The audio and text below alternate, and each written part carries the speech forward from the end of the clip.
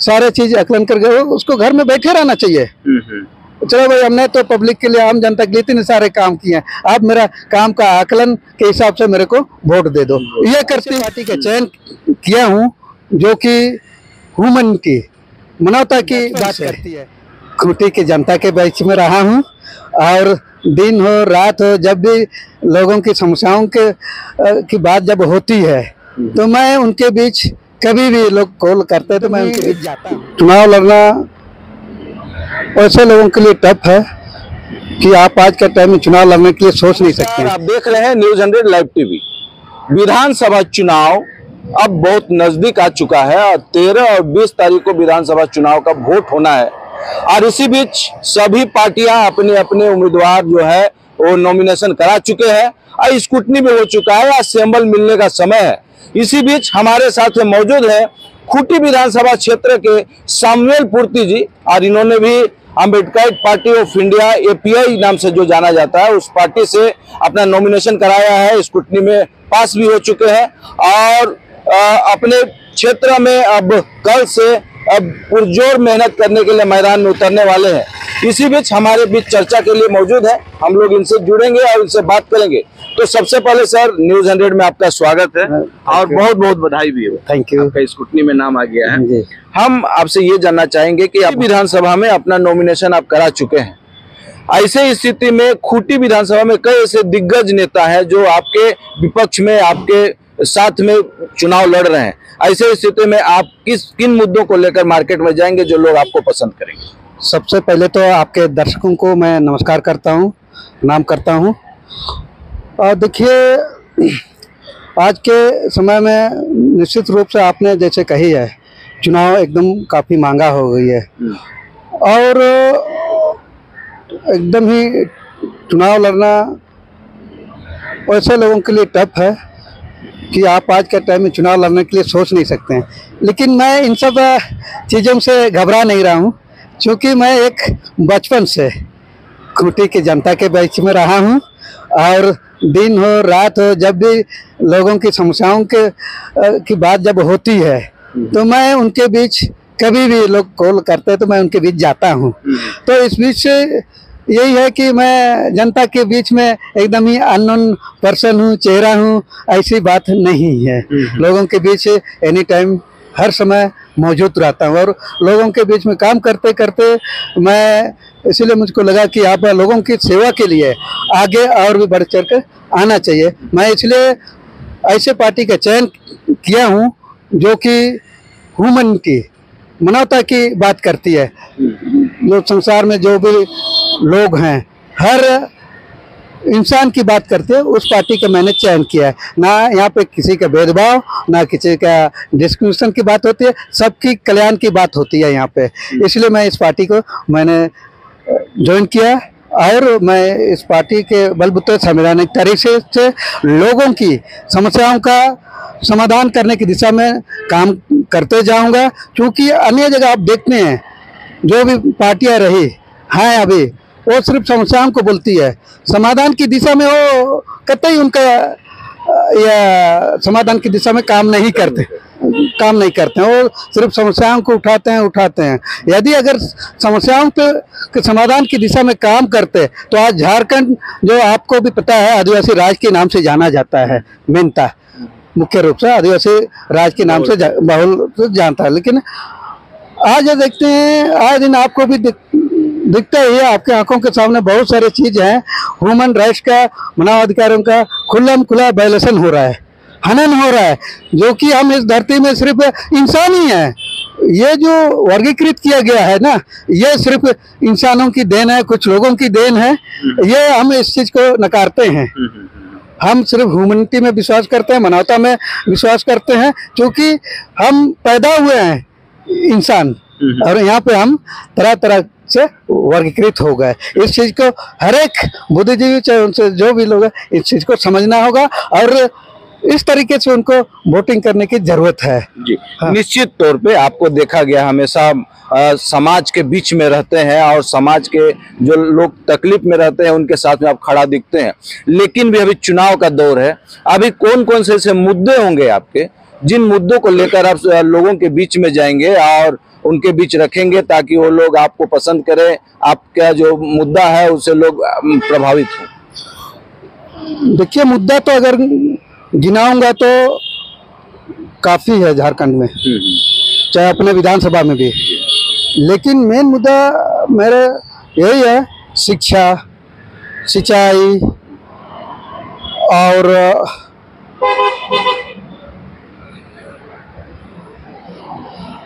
रोजगार। रोजगार, इन सब मुद्दे हैं। और शिक्षा की जब मैं बात करता हूँ तो शिक्षा के क्षेत्र में सरकार काफी पैसा खर्च करती है, लेकिन रिजल्ट जीरो है। मेरा कहने का तात्पर्य यही है कि आज आप अगर देहात में जाएंगे, वहाँ से मैट्रिक पास किए हुए, इंटर पास किए हुए लोग का बौद्धिक स्तर क्या है वो आप आकलन कर सकते हैं जी। तो उसको मैं इस तरीके से सुधारने का सदन में रखूंगा, क्योंकि शिक्षा की जो दोहरी नीति है, एक आंख में सुरमा एक आंख में काजल, इसको मैं समाप्त करूंगा। ये मैं निश्चित रूप से वो करने जा रहा हूँ। सुरमा और काजल, हम आपको बात काट के बोल रहे हैं, सुरमा और काजल की जो बात करें इसको थोड़ा सा क्लियर करिए। ये देखिए, चूंकि मंत्रियों के बेटे लोग पढ़ते हैं काफी विदेश में, बड़े बड़े स्कूलों में, जहाँ फीस मोटी रकम लेकर के किया जाता है, और आप अगर देहात में जाएंगे वहाँ सिर्फ खिचड़ी खिलाया जाता है, शिक्षा के नाम से जीरो है। उसको मैं एक रूपता लाने के लिए, यदि मंत्री के बच्चे पढ़ रहे हैं गरीब बच्चे के साथ में, उस तरीके वो भी गरीब बच्चे के साथ में पढ़े, तब जाके किसके बच्चे टैलेंट है ये हकीकत में पता चलेगी। जी जी जी। मतलब आप ये कहना चाह रहे हैं कि सरकारी स्कूल का जो व्यवस्था है उस व्यवस्था का आप सुधारने का काम करेंगे? बिल्कुल निश्चित। पहला क्लास से मैं इंग्लिश को अनिवार्य करने का मैं सदन में रखूंगा। मेरा यही तात्पर्य है कि एक आंख में सुरमा एक आंख में काजल, ये मैं निश्चित रूप से बंद कराऊंगा, चाहे उसके लिए किसी भी हद तक जाना पड़े। सबको एक समान शिक्षा मिले, तब जाके ये गरीब भी के रेखा से जो नीचे रह रहे वो भी एकदम पटल पे आए, सबके उसकी बराबरी करे और फाइट करे हर क्षेत्र में। आप शुरू में ही हम लोग चर्चा कर रहे थे कि आप जिस विधानसभा क्षेत्र से, खूंटी विधानसभा क्षेत्र से आप खड़ा हुए हैं और कई दिग्गज नेता वहां पे खड़ा होंगे, उनसे आप उनके बराबरी, उनके कंपैरिजन में आप कैसे काम करेंगे? क्योंकि आपके साथ में वो भी रहेंगे, आपके बराबर में वो लोग भी काम करेंगे। अब ऐसे में आपके लिए चुनौतियां क्या क्या होंगी? देखिए, आप खुद पत्रकार हैं, किस तरीके की परिस्थिति है वो खुद आप जानते हैं। मैं उन लोग के लिए तो ज़्यादा टिप्पणी नहीं करूंगा, लेकिन वो अपने काम के आकलन करें। जितने भी विधायक सरकार हुए, अगर काम किए हुए ना इतना शोर गुल करते हुए उनको प्रचार करने की जरूरत नहीं होती। काम किए रहते तो आज पब्लिक के सामने उसको शोरगुल करके प्रचार प्रसार करने की जरूरत नहीं था। पब्लिक खुद ही आकलन करती कि हाँ भाई इन्होंने ये काम किया, वो काम किया, सारे चीज आकलन करके उसको घर में बैठे रहना चाहिए। चलो भाई, हमने तो पब्लिक के लिए, आम जनता के लिए इतने सारे काम किए हैं, आप मेरा काम का आकलन के हिसाब से मेरे को वोट दे दो, ये करती। आखिर उनको जरूरत क्यों पड़ रही है? और वर्तमान सरकार में भी बोलेंगे मैया योजना क्यों लाना पड़ गया?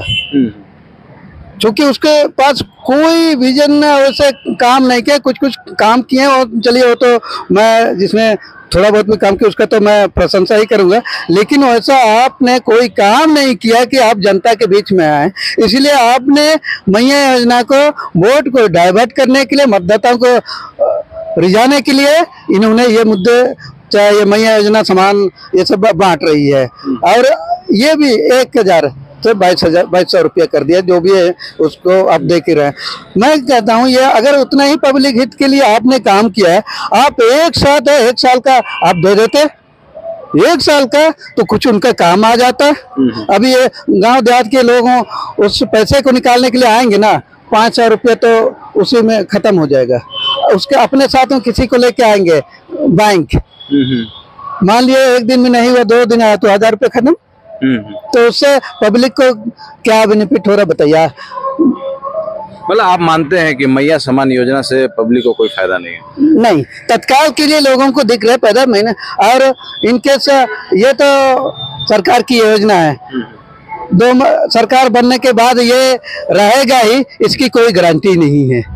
हम ऐसे इमाम को लाएंगे कि सदा पब्लिक के बीच में रहे। अच्छा, खूंटी विधानसभा क्षेत्र की बात अगर हम लोग करें तो खूंटी में ऐसी कौन कौन सी सुविधाएं होनी चाहिए, कौन कौन सा काम होना चाहिए जो खूंटी का विकास हो पाएगा? देखिए, रोजगार के मुद्दे पे मैं बात करता हूँ। सर्वप्रथम तो मैं सदन में आम जनता भेजती है तो जितने भी सरकारी पद हैं जो रिक्त हो गई वो एक्सटेंशन करके चलाया जाता है, उसको मैं बंद करवाऊंगा कि बेरोजगार लोग बहुत ही लाइन खड़े हुए हैं, उनको आप जगह दीजिए। क्यों एक्सटेंशन करके 15-20 हजार 25 हजार में फिर से दोबारा आप उनको नौकरी पर रख रहे हैं? ये एक आम सवाल है। हाँ, और जितने भी अनुबंध में रखा गया है, यदि काम नहीं हो रहा तो आप पद की सृजन करें। 5,000, 10,000, 15,000 में आप अनुबंध लेके रखें। अब सरकार को चाहिए कि पद का सृजन करें। और उसके बाद और बहुत सारी जगह है जो सरकारी उपक्रमों में प्राइवेट के लोग के द्वारा प्राइवेट लोगों को काम में ठेकेदारी प्रथा जो है उसको आप खत्म करेंगे निश्चित रूप से, क्योंकि आम जनता की जो टैक्स की पैसे है वो किसी और मौज कर रहे हैं। इसको मैं खत्म करूंगा। बहुत सारे रोजगार के मुद्दे पे ये सब है पहला। उसके बाद अपने क्षेत्र में जो भी संसाधन हैं, जैसे कटहल हो गया, महुआ हो गया, आम हो गया, इमली हो गया, उनको बेहतर ढंग से संचालित इकट्ठा करके एक कुटीर उद्योग के माध्यम से उन सब चीजों को मैं लोगों को जोड़ेंगे। जैसे टमाटर की खेती बहुत होती है, उनके लिए भी वहीं पे कोई भी हमारे क्षेत्र की संसाधन बाहर ना जाए, इसका मैं इंतजाम करूंगा। ये सब मुद्दे में आप सुन रहे थे। हाँ, बोलिए। सिंचाई एक महत्व, अगर आप खेती करेंगे तो पानी नहीं रहेगा तो आप किसान सिंचाई नहीं कर सकते हैं। उसके लिए मैंने खुद हमारी जो नीति है उसमें मैंने खुद ही लिख के दिया हूँ। जो नदियां हैं उनको निश्चित दूरियों पर डैम बनाया जाएगा। डैम नहीं है, उससे विस्थापित होंगे लोग। मैं बिना विस्थापित हुए लोगों को वो सुविधा उपलब्ध कराऊंगा कि आज तक किसी सरकार ने, किसी जनप्रतिनिधि ने कल्पना नहीं किया था। स्टोरेज का व्यवस्था करें। हाँ, निश्चित दूरियों पे 10 फीट 15 फीट इतना का बांध बना करके स्टोरेज बना के उससे पानी का लेवल भी बढ़ेगा और वहीं से सिंचाई व्यवस्था हम हर किसानों को सुविधा उपलब्ध कराएंगे। आप सुन रहे थे खूंटी विधानसभा क्षेत्र के प्रत्याशी शामिल पूर्ति जी को, और इन्होंने स्पष्ट तौर में कहा कि कई ऐसे मुद्दे हैं जिसमें खूंटी का विकास हो सकता है, खूंटी की जनता का विकास हो सकता है। अब देखना यह है खूंटी की जनता कितना % इनको सकारती है और कितने वोटों से इनको जीत हासिल करती है, देखने और समझने वाली बात है। इसी तरह खबर देखने के लिए आप हमारे साथ बने रहें। धन्यवाद।